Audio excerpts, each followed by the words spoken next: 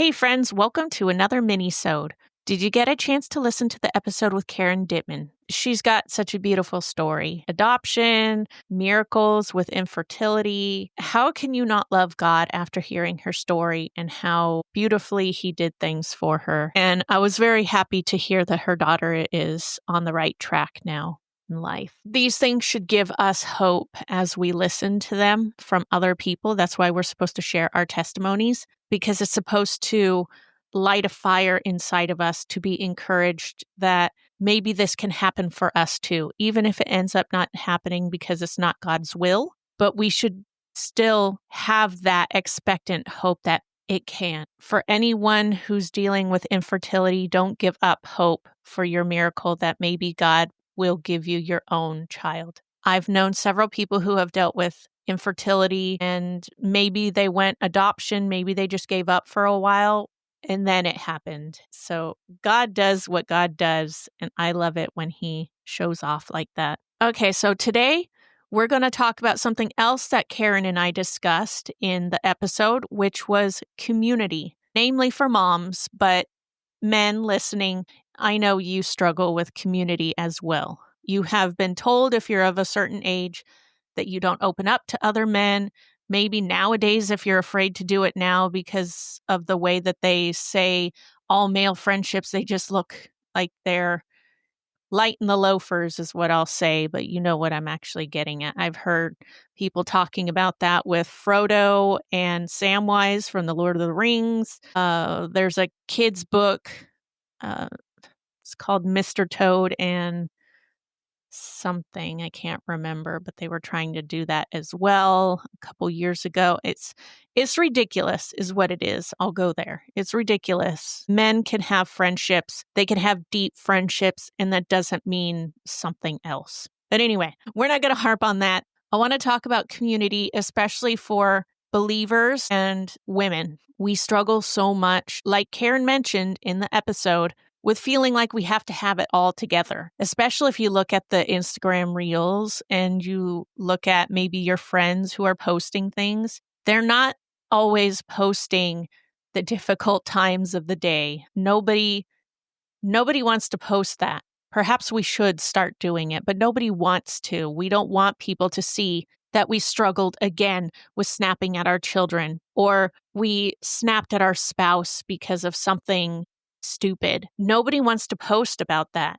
But we're supposed to do life with each other. We're supposed to be there for each other in the good and the bad. So perhaps we should start posting when we're having a meltdown or we feel like we're going to have a meltdown. We shouldn't feel like we have to come to God or come to our friends and family put together in a nice, pretty package and bow. It gives an unrealistic expectation to everyone who's looking at you. And it's not helpful for you either. At the end of the day, do you feel any better knowing that you put it out there, something that isn't true? I know that I don't.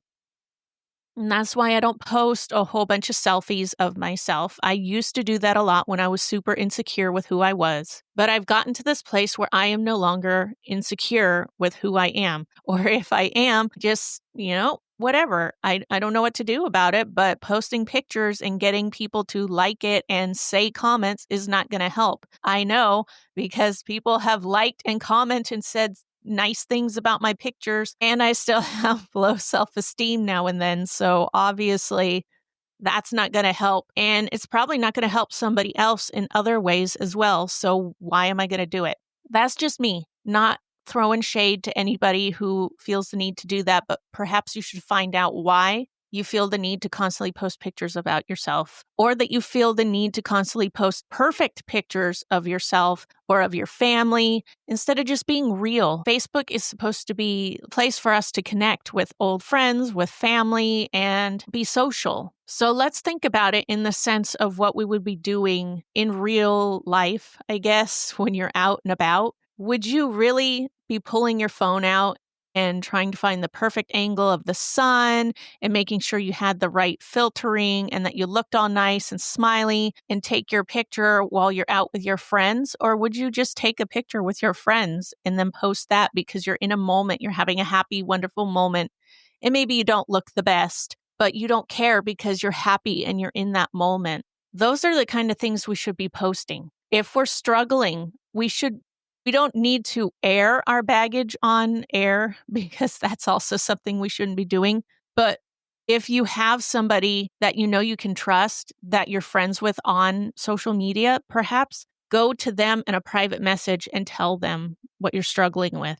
Text somebody, call somebody. This is why we need community. We are here for each other. That's what we should be doing. As Christians, even more so, we are supposed to be here for our brothers and sisters and for everybody in the world who may need us, who may need to hear our story and the things that we've gone through. We aren't meant to do life alone. That's what Karen mentioned as well in this episode. We aren't meant to do life alone.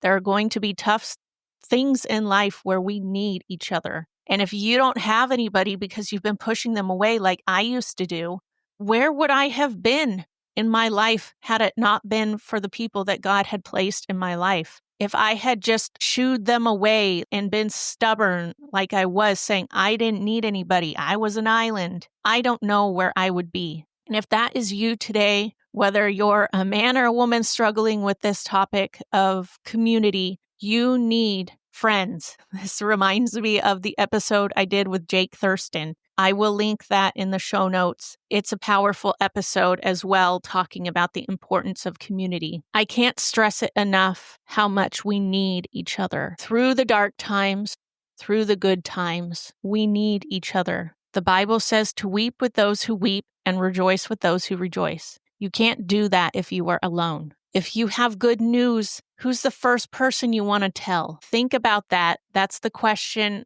I want you to mull over this week. If you have good news, or if you have something terrible that you need to get off your chest, who is the first person you think of to talk to? And I know some of you are going to be like, oh, well, I do that with God. And that is wonderful. And I'm not making fun of that at all, because honestly, that would have been my answer too, because that's what I do now, is I come to God with everything. But I'm talking an actual person. We need community, not just with God, but with others. It is stressed in the Bible that this is an important thing. So again, the question is, when you have a bad day, who do you vent to? Who's the first person who comes to mind for that? And if you're having a good day, who is the first person who comes to mind that you want to tell them about it? It could be the same person. It could be a different person, and that is okay. But those are your people. Start there and make that connection deeper with that person. All right, that's today's Minisode. I hope you have a wonderful day. God bless.